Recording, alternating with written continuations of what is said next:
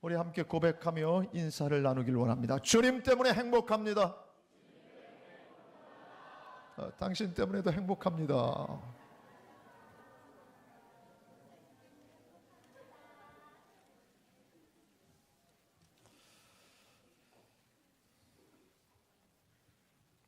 어떤 성형외과 의사가 그 젊은 부인의 이 얼굴에 난 종양을 제거하게 됐답니다. 들순대로 신경을 건드리지 않고, 그래서 제대로 얼굴을 만들어주고 싶은 그 노력에도 불구하고 어쩔 수 없이 신경을 절단하게 됐어요. 그래서 수술을 마치고 깨어났는데, 그런데 이 여인이 얼굴과 입술까지 완전히 찌그러진 상태가 됐습니다. 간신히 입을 열고 이 여인이 의사에게, 선생님, 저는 이 상태로 살아야 합니까? 라고 물었답니다. 그랬더니 그 의사가 최선을 다했는데도 그렇게 온전하게 만들어내지 못한 의사도 너무 마음이 무거워, 그렇습니다.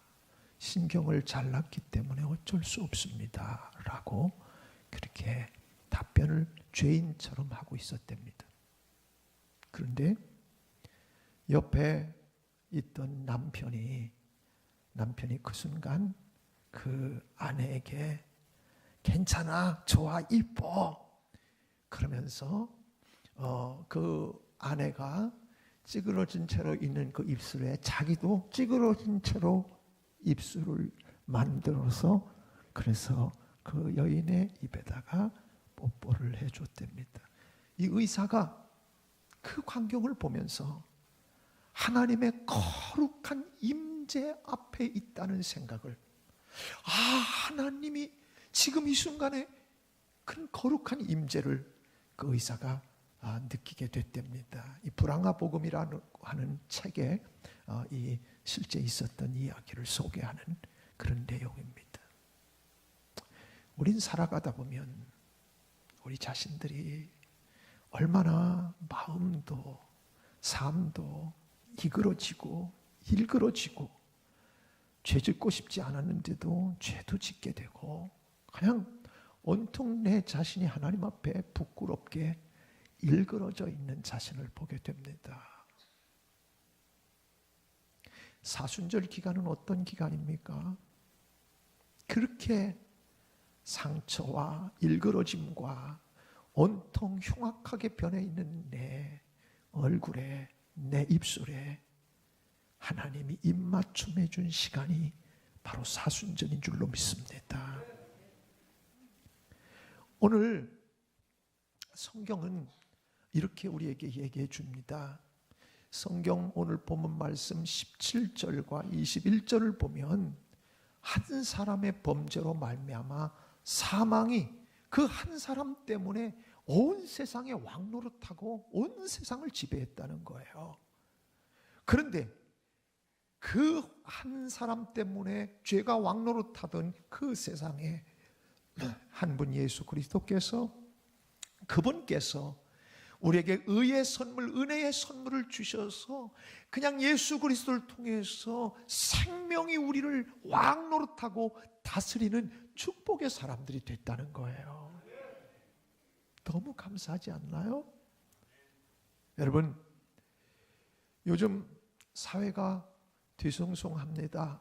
미투 운동 때문에 유명인이 세상을 달리하고 죽음으로 결국 끝내는 비참한 일들이 벌어지고 있습니다. 잘한 게 아니라 잘못했지만은 이로 인해서 감당할 수 없는, 거의 스타로 살던 사람이 감당해내질 못하겠으니까 그 길을, 마지막 길을 그렇게 선택한 비참한 모습들을 우리가 봅니다. 그런데요, 사망으로 끌고 가는 배 위에는 반드시 악한 세력이 있다는 걸 우리는 알아야 합니다.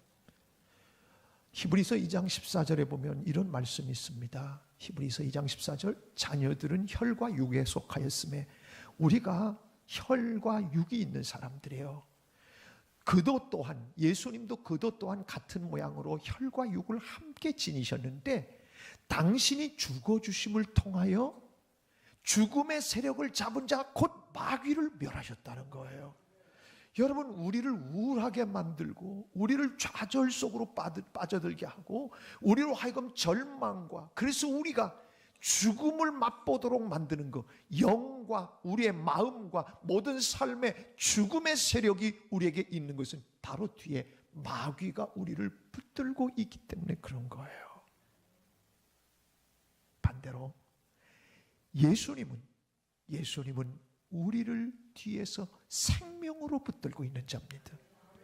마귀는 우리를 죽음의 세력으로 붙들고 있지만, 그래서 이 땅을 절망하게 만들고, 그리고 날마다 한탄하며 살게 만들고, 그리고 우울하고 절망으로 우리를 몰고 가지만은, 그러나 우리 주님은 우리에게 늘 생동감과 생명력과 기쁨과 은혜를 허락하십니다. 그래서 우리 주님은 생명을 잡은 자이십니다. 요한일서 3장 8절에도 보면 이런 말씀이 있습니다.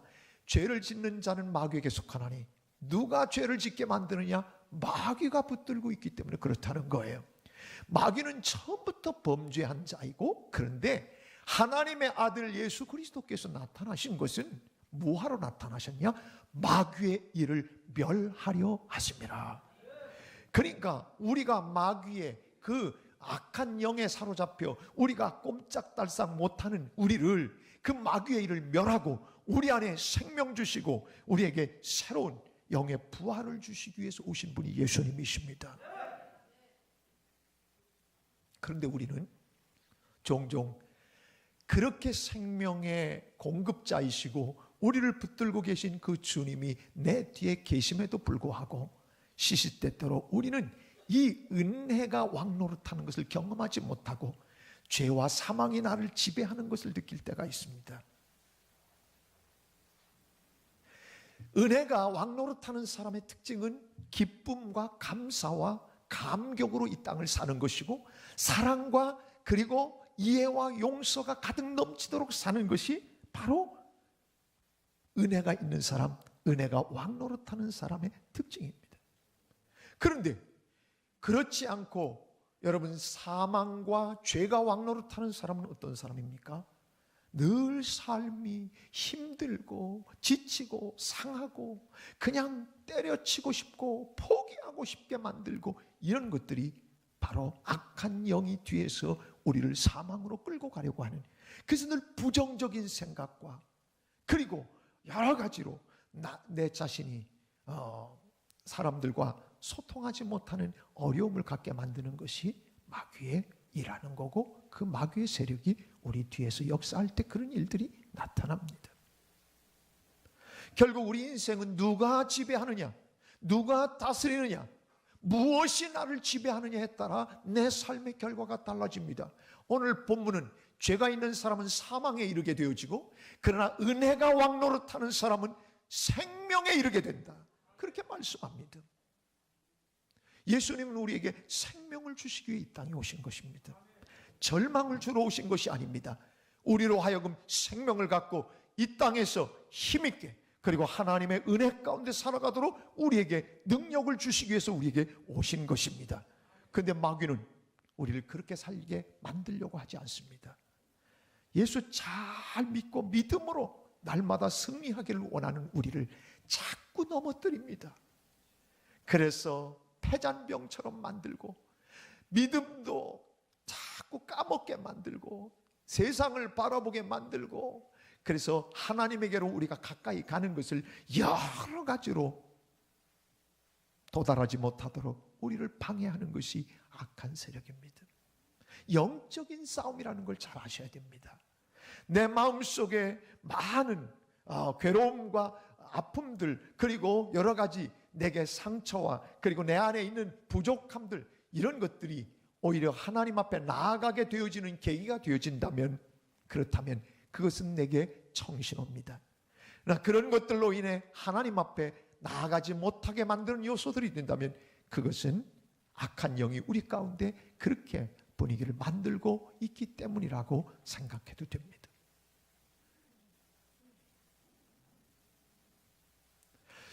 은혜가 왕노릇하는 사람의 특징은, 오늘 본문에 보면 죄와 사망이 왕노릇하는 사람은 늘 우울함과 좌절 가운데 살지만은, 그렇다면 예수, 생명을 붙들고 계신 예수께서 우리를 붙잡고 그리고 우리에게 은혜가 왕노릇하는 사람의 특징은 날마다 생명력이 있다는 거예요. 영원한 생명도 생명이지만 이 땅을 살아가면서 벌써 우리는 여기서 내 안에 하나님이 주신 생동감으로 이 땅을 정복하고 다스릴 수 있게 되는 능력을 우리에게 주시는 것입니다. 1982년도에 대종상을 세계 부분을 휩쓸고 종교 영화로서는 백상예술대상까지 차지하는 기염을 토한 영화가 있습니다. 안요한 목사님의 일대기를 그린 낮은 대로 임하소서라고 하는 그런 영화입니다. 여러분, 이 종교 영화가 그렇게 감동을 주고 이 대상들을 차지하는 것은 쉬운 일이 아닙니다. 그런데 안요한 목사님은 37살에 눈을 멉니다. 시력을 잃어버립니다. 처음부터 시력을 잃고 세상에 태어난 것이 아니라 멀쩡하게 살다가 37에 시력을 잃고 나니까 너무나 심한 좌절과 그리고 절망감이 찾아왔습니다. 아내는 그 상황을 견디지 못해 집을 떠나갑니다. 이 안요한, 아직 그때 주님 안에 있지 않았던 이 안요한이라고 하는 분은 그래서 자살을 하기로 결심을 합니다. 자살 시도를 했습니다. 근데 하나님의 은혜로 그 고비들을 넘기고 하나님께서 그에게 은혜를 부어주시기 시작하니까 눈먼 채로 대학을 졸업하고 눈먼 채로 박사과정을 해서 우리 한국 최초의 맹인 박사가 되는 그러한 놀라운 은혜들을 입게 됩니다.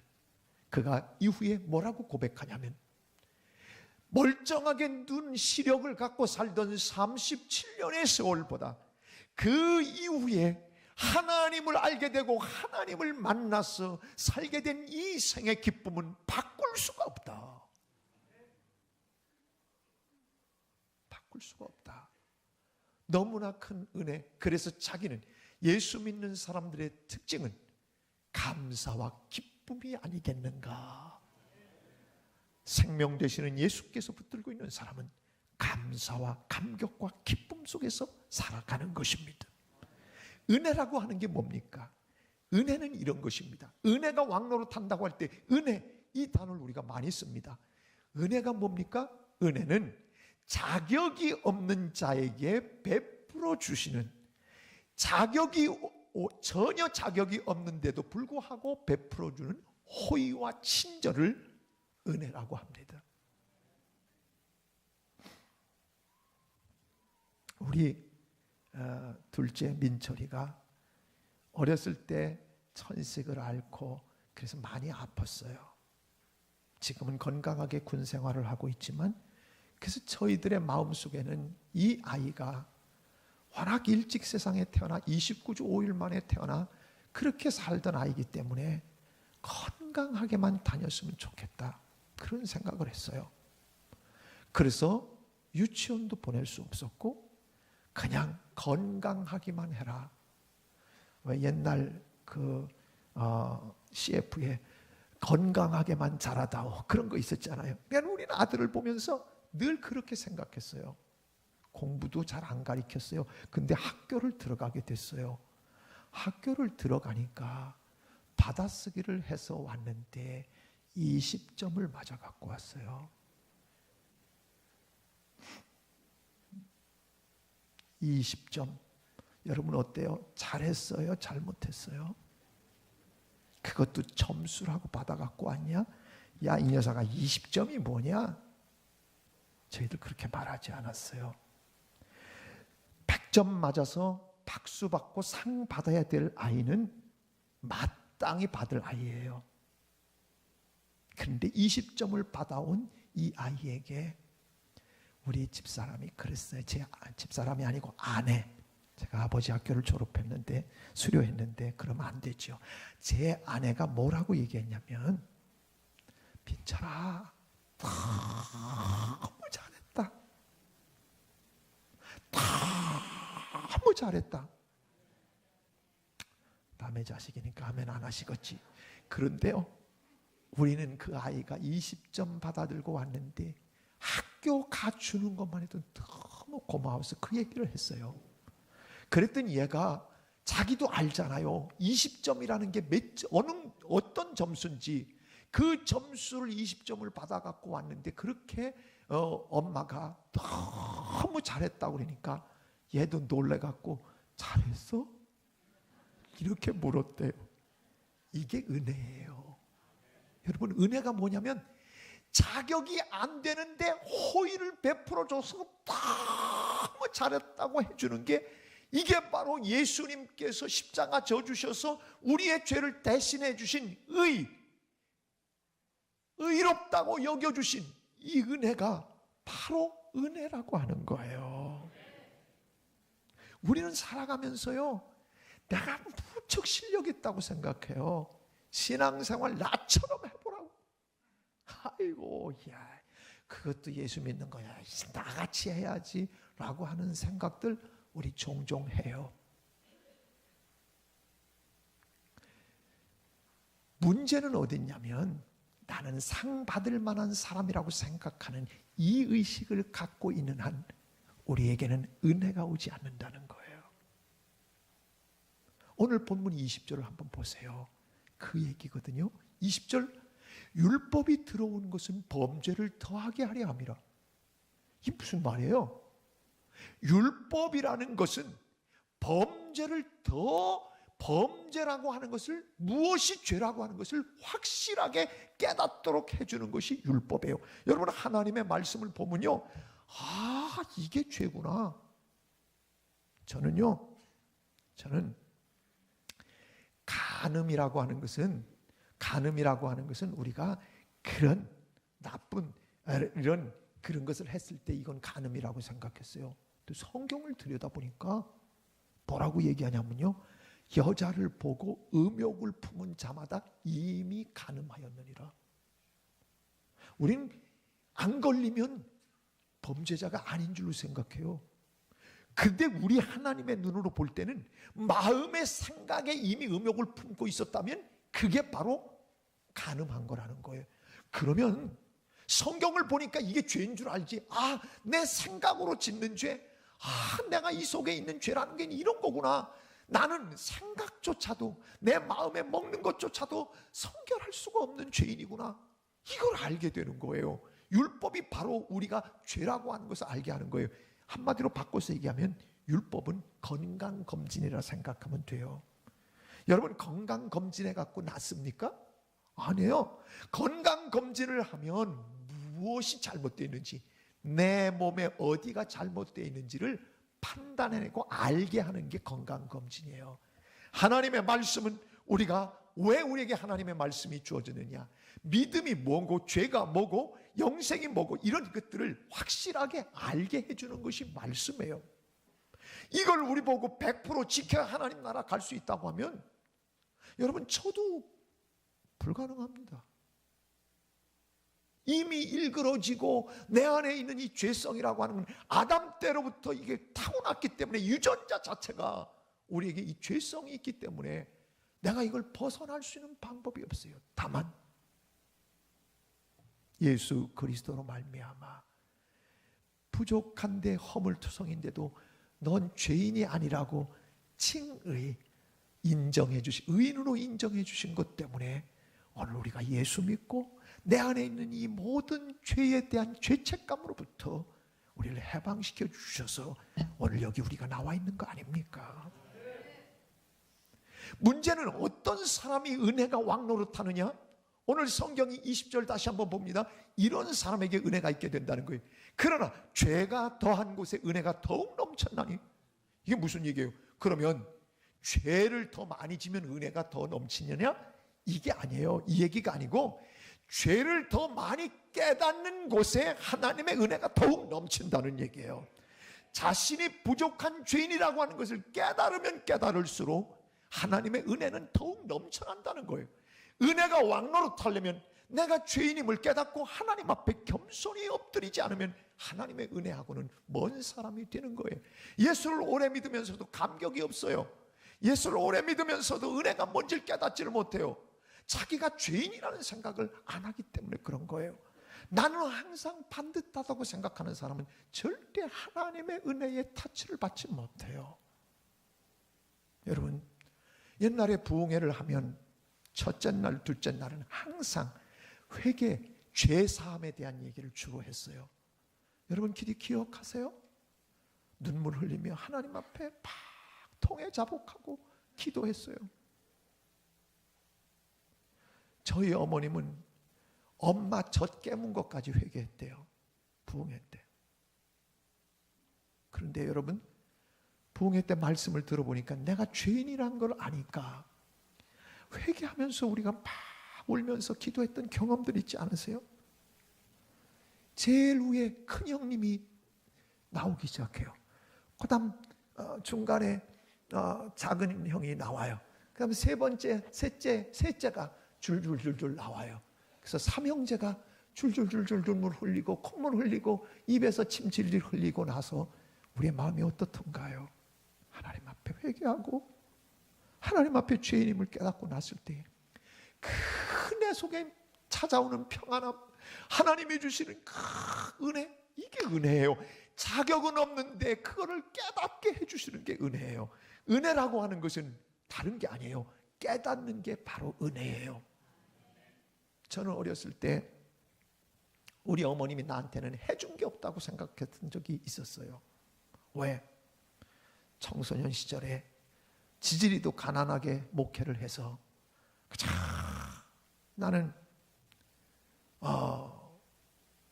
뭐 옛날 그랬죠. 교복 한 벌로 그렇게 키가 자라도 여기까지 올라올 때까지 그냥 한 벌로 학교를 졸업하잖아요. 그런 분들이 많았죠.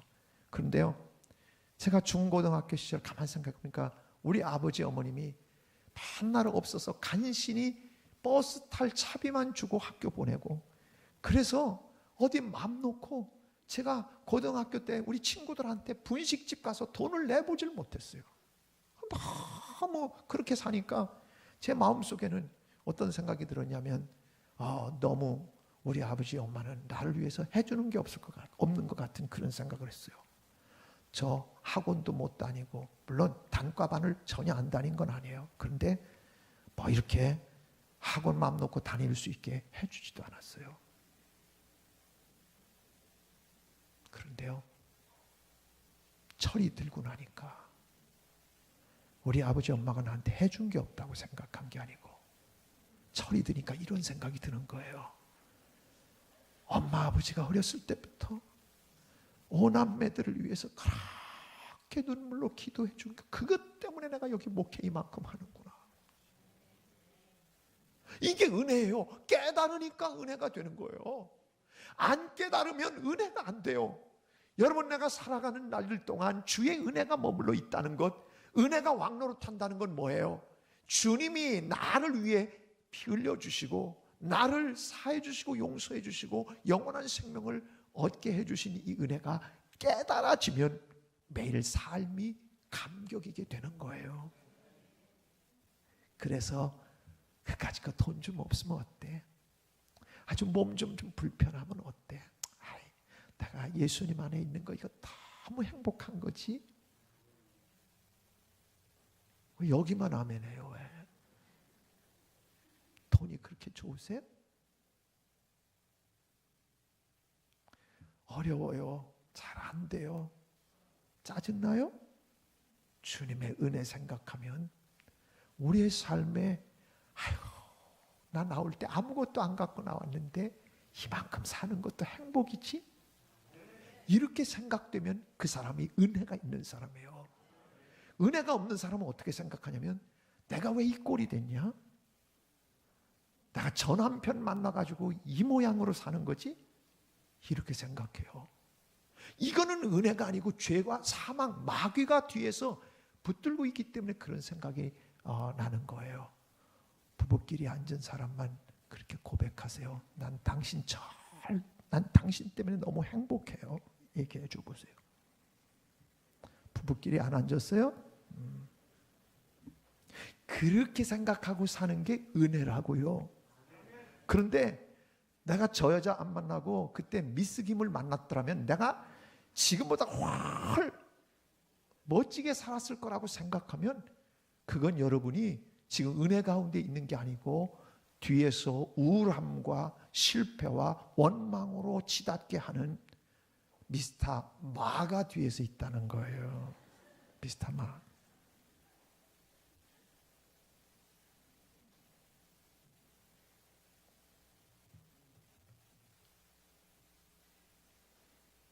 은혜가 왕노릇하는 사람은 삶의 현장에서 날마다 감사와 기쁨으로 살아요.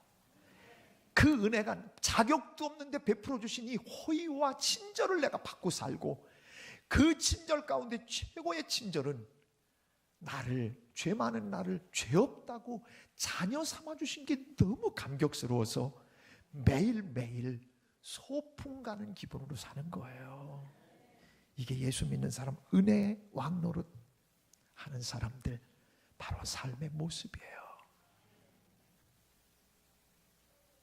그 은혜를 누릴 수 있는 사람은 다른 사람이 아니라, 여러분, 죄를 더 많이 깨닫고 아는 사람이 그 은혜를 누린다.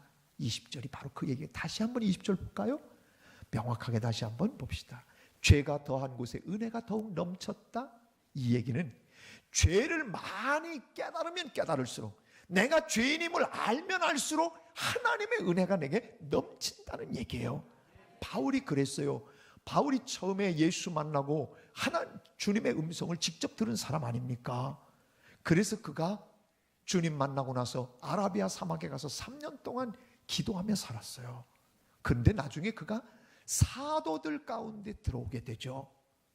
12사도는 아니었는데 사도들 가운데 들어와 보니까 자기는 예수님을 직접 음성으로 듣기는 했는데 직접 예수님을 뒤를 따라다니는 사도는 아니었어요. 그런데 사도라고 칭함을 받으니까 무슨 생각을 했냐면 고린도전서 15장 8절에서 이런 생각을 했어요. 맨 나중에 만삭되지 못한 자 같은 내게도 보이셨느니라. 굉장히 똑똑한 사람이에요. 이 사람 가말리엘 문화생이었어요. 요즘 말로 얘기하면 서울대 나왔다는 거예요. 엄청 대단했던 사람이에요. 근데 자기를 뭐라고 그러냐면 나는 8푼이라는 거예요. 엄마 뱃속에서 제대로 달도 못 채우고 나온 사람이라고 자기가 얘기를 해요. 그런데요, 그 다음 9절에 보면 뭐라고 얘기하냐면 나는 사도 중에 가장 작은 자라. 나는 하나님의 교회를 박해하였으므로 사도라 칭함받기를 감당하지 못할 자니라. 여러분, 얼마나 은혜가 돼요. 만약에요, 우리 교회가 이 지역에서, 우리 교단에서는, 우리 교회도 제법 작지 않은 교회, 손으로 몇 지 안에 드는 교회가 우리 교회예요. 그런데요, 내가 이쯤 목회하면 그래도 남들이 목회 잘한다고 해요. 아멘 안 하는 사람들도 있지만, 그런데 내가 생각하기를, 내가 이렇게 생각해. 아유, 우리 목사님들 가운데 나는 가장 작은 자입니다. 그렇게 여러분 내가 얘기를 한다면 이 얼마나 은혜가 있는 사람이겠어요. 근데 제 마음에는 그렇지가 않아요. 개척교회하고 작은 교회하고 하는 사람들이 왜 저렇게 목회를 잘 못할까? 이런 생각도 어떤 때는 해요. 제가 참 나쁜 사람이죠. 딱 무시하는 게 아니고요. 근데 이것도요, 가만히 생각해 보면 이게 얼마나 교만한 건지 생각해 보세요. 그런데 그렇게 생각한다는 것 자체가 참 쉽지 않은 일인데, 오늘 사도 바울이 뭐라고 그랬냐면 나는 사도들 중에 가장 작은 자라는 거예요. 내가 목사들 중에 나는 가장 작습니다. 이해가 잘 안 되잖아요. 근데 그 다음에 뭐라고 얘기하냐면요, 한 20년쯤 주님 위에 살았어요. 무지무지하게 주님 위에 살았어요. 그런데요, 사도 바울이 뭐라고 고백하냐면 주님 위에서 살았던 그 모든 날들을 이렇게 얘기해요. 그러나 내가 나 된 것은 하나님의 은혜로 된 것이다. 내가 잘나서 한 것처럼 생각하지 않는다는 거예요. 이게 하나님의 은혜가 아니면은 내가 이렇게 할 수 없었다 얘기하는 거예요. 이게 은혜라는 거예요. 깨닫는 게 은혜예요. 모든 사도보다 더 많이 수고했어요. 죽을 고비 넘겨가면서 예수 위에 여러분 생명 걸고 복음 전했어요. 대단히 수고를 했죠. 사도보다 더 많이 수고하였으나 내가 한 게 아니라 나와 함께 하신 하나님의 은혜로 된 것이다. 이렇게 고백하는 게 겸손이에요. 얼마나 그가 은혜가 많으면 이렇게 고백하겠어요. 내가 이만큼 목회했다, 내가 이만큼 사업했다, 내가 이만큼 그래도 내가 이만큼, 그런 사람에게는 은혜가 임하지 않아요. 성경은 어떤 사람에게 은혜가 임하냐면 자기 자신을 겸손하게 하나님 앞에 내어놓고 자기의 죄성과 부족함을 깨닫고 뉘우치는 자에게 하나님의 은혜가 임한다는 거예요. 자, 그러면 사도 바울이 20년 동안 그렇게 충성했어요. 그리고 나서 그 다음에 뭐라고 고백한 줄 아세요? 나는 성도 중에 작은 자라. 20년 예수 믿고 20년 주님 위에 살았으면 얼마나 떳떳해요. 그런데 20년쯤 지났을 때 뭐라고 얘기냐면 나는 성도 중에, 그전에는 사도들 12사도 가운데 나는 가장 작은 자라고 했는데 그 다음에는 어떻게 했냐? 나는 이 많은 성도들 중에 작은 자라고 그랬어요. 여기 한 목사가, 여러분, 저는 우리 교인들 중에서, 교인들 가운데도 우리 모든 교인들보다도 저는 너무 부족한 사람입니다. 그렇게 얘기한다면 여러분이 은혜가 되겠어요? 은혜가 되겠어요? 얼마나 은혜가 되겠어요? 그런데요, 마지막 죽음을 앞에 놓고 사도 바울이 뭐라고 고백했냐면 성도 중에 작은 자라고 그러더니 나중에는 죄인 중에 괴수라고 했어요. 그 사람이 예수 믿고 뭘 죄를 졌겠어요? 주님 위해서 그렇게 충성하고 살았는데 죄질 시간도 없었을 텐데, 근데 자기는 죄인들 중에서도 두목이라고 했어요. 두목, 괴수라고. 여러분, 이게 영성이에요. 이게 하나님을 믿는 사람의 모습이에요. 진짜 예수 만나 그 은혜를 누리는 사람은 내가 잘난 체 하지 않아요. 늘 겸손하고 늘 그 하나님의 은혜의 빛에 비춰보면 부족함 투성인 나를 봐서, 그래서 하나님 앞에 주님 부족해요, 연약해요. 그러니까 그때에 주님이 내게 은혜를 막 주시는 거예요. 은혜가 왕노릇하는 사람은 절대 겸손한 사람이에요. 절대 겸손한 사람이에요. 교만한 사람에게는 은혜가 없어요. 잘났다고 생각하는 사람은 절대 은혜가 없어요. 내가 달라져야 되는 큰빛교회 삼척에 있는 큰빛교회 김성태 목사님이 요즘 우리 교단에 상당히 그 영향력 있게 부흥회를 하시는 분이에요. 그분이 그래서 이렇게 얘기해요. 자기가 교회를 다녀보니까, 부흥회를 초청받아서 가보니까 잘 되는 교회는 늘 그냥 겸손히 섬기는, 경기도의 어느 교회를 갔더니 그 장로님이 옛날 평신도 때 지하에 물이 들어왔는데 식구들이 총동원돼서 밤새 물을 퍼냈대요. 그러니까 그런 장로님이 계시니까 그 교회가 부흥하더라는 거예요. 근데 자기가 부흥이 안 되는 교회를 가보면 얽히고 설켰는데 모두가 어떤 사람들이냐면 교회가 달라져야 된다고 생각하는 사람들이, 자기가 달라져야 된다는 기도의 제목인 줄 모르고 목사는 그를 위해서 참 안타까워 기도하는데 교회가 달라져야 된다고 생각하는 그런 사람들이 있는 교회는 항상 부흥이 안 되고 뭔가 얽히고 설켜 문제가 있더라는 거예요. 제가 그 글을 읽다가 어쩜 그렇게 기도 많이 하는 목사님이니까 정확하게도 봤구나. 여러분, 교회가 문제입니까? 내가 문제예요. 이거를 알면 은혜 가운데 살게 돼요. 근데 우리는 제도가 문제고 뭐가 문제고 다른 걸 갖고서는 얘기해요. 쓸데없는 것 같고. 복음의 본질이 뭔데요? 내가 겸손하게 하나님 앞에 엎드려 죄인됨을 뉘우치고 그래서 우리 사순절 기간 동안 더욱 하나님의 은혜의 보좌 앞에 나아가는 겸손함이 있어야 주님이 그를 바꾸시지요. 나는 바뀔 게 없다, 나는 완벽하다고 생각하는 사람에게는 은혜가 없어요. 그게 바로 예수님이 얘기하신 바리새인과 세리의 기도를 통해 나타나는 거예요. 바리새인은 나는 일주일에 2번씩 금식합니다. 하늘을 우러러보면서 시장 어귀에서 나는 일주일에 2번씩 금식합니다. 박하와 회양의 11조도 아주 틀림없이 식물들까지 내가 하나도 실수하지 않고 11조 다 드렸습니다. 나는 불이 톳에 가늠하는 자들과 같지 않습니다. 저 세리들하고도 같지 않습니다. 그렇게 기도했대요. 그런데 예수님이 세리가 어떻게 기도했냐면 감히 하늘을 우러러보지도 못하고 나는 죄인으로소이다, 하나님 앞에 나는 죄인으로소이다, 이렇게 기도하는 사람, 예수님이 그 비유를 들어하면서 세리가 하나님 앞에 기도 응답을 받고 내려갔느니라 그렇게 말씀하시죠. 은혜는 깨닫는 데 있는 거예요. 내가 죄인이라 사랑의 입맞춤, 나처럼 일그러지고 못난 나를 위해 사랑의 입맞춤으로 하늘 보자 버리고 오셔서 나에게 입맞춤 해주신 그것 때문에 나 사랑받고 사는 거, 이게 감격스럽다면 그 사람의 심령 속에 얼마나 천국이 이루어지고 모든 것이 기쁨이겠습니까? 저는 이 사순절 기간 여러분에게 주님의 은혜가 왕노릇하게 되기를 축복합니다. 죄와 사망과 우울함이 여러분을 왕노릇하는 것이 아니라 주의 은혜가 새록새록 여러분에게 떠올라서 그 은혜 때문에 보좌 앞에서 무릎 꿇는 감격스러운 은혜가 여러분을 다스리는 주인공들 되기를 주님의 이름으로 축복합니다. 우리 함께 찬양하겠습니다.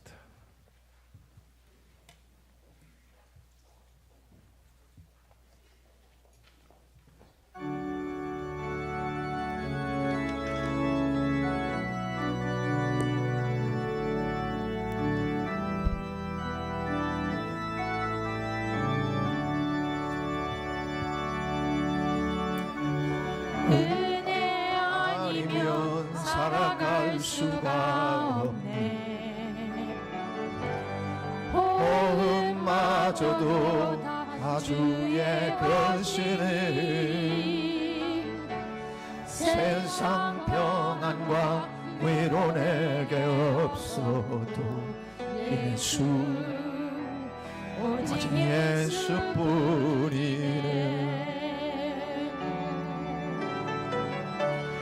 은혜 아니면 살아갈 수가 없네. 호흡마저도 다 주의 것이니 세상 평안과 위로 내게 없어도 예수, 오직 예수뿐이네.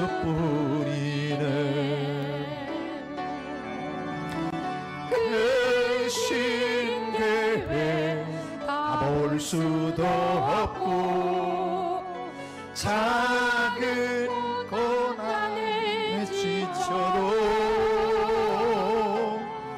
주께 묻기 나의 모든 삶 버티고 견디게 하시네. 은혜 아니면 살아갈 수가 없네. 나의 모든 것 다 주께 맡기니 참된 평안과 위로 내게 주신 주 예수, 오직 예수뿐이네. 자리에서 모두 일어섭니다. 다시 한번 찬양합니다. 은혜 아니면 살아갈 수가 없네. 호흡마저도 다 주의 것이니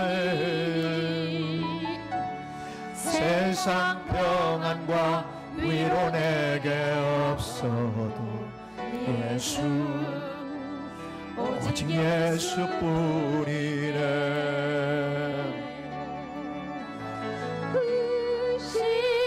계획 다 볼 수도 없고 작은 고난에 지쳐도 주께 묶인 나의 모든 삶 버티고 견디게 하시네. 은혜 아니면 살아갈 수가 없네. 나의 모든 것 다 주께 맡기는 참된 평안과 위로 내게 주신 주 예수 오직 예수뿐이네.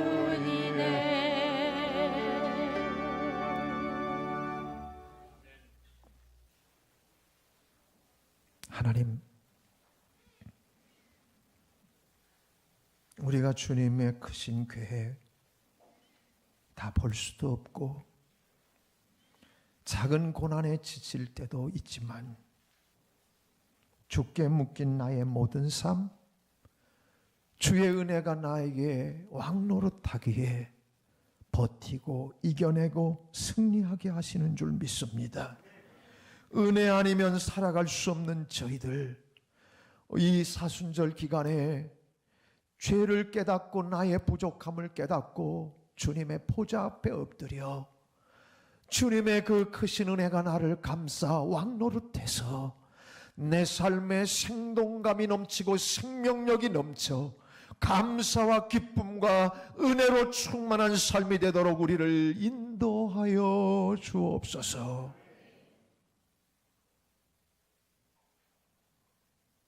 참된 평안과 위로를 우리에게 허락하여 주옵소서.